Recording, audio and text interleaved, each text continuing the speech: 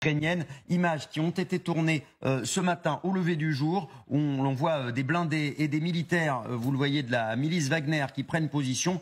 Le chef de Wagner, Evgeny Prigojine, affirme ce matin se trouver au QG militaire de la ville et être en possession, en tout cas contrôler plusieurs installations militaires de cette ville russe. Oui, voilà, vous les voyez, hein, ces images justement donc de militaires appartenant à la milice Wagner. Le gouverneur russe de la région de Rostov a donc appelé les habitants dès cette nuit à ne plus sortir de chez eux. Prigojine qui affirme être prêt à aller jusqu'au bout pour renverser le commandement des troupes russes. Alors qu'est-ce qui a mis le feu aux poudres? C'est ça qu'on a un peu de mal à comprendre.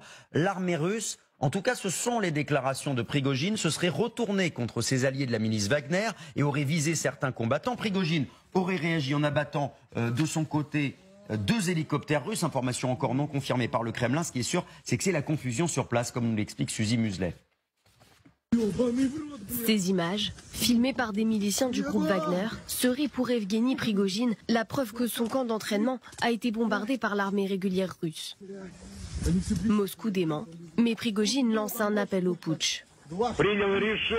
Le conseil de Wagner a pris une décision.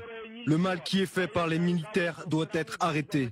Tous ceux qui ont causé la mort de dizaines de milliers de nos soldats seront punis. Ceux qui tenteront de résister seront considérés comme une menace et seront éliminés sur le champ. Le chef du groupe paramilitaire Wagner engage une rébellion armée contre Moscou. Il se dit prêt à aller jusqu'au bout et jure qu'il détruira tout ce qui sera mis sur sa route, aidé selon lui de 25 000 combattants. Un hélicoptère vient d'ouvrir le feu sur un convoi de civils. Il a été abattu par les troupes de Wagner.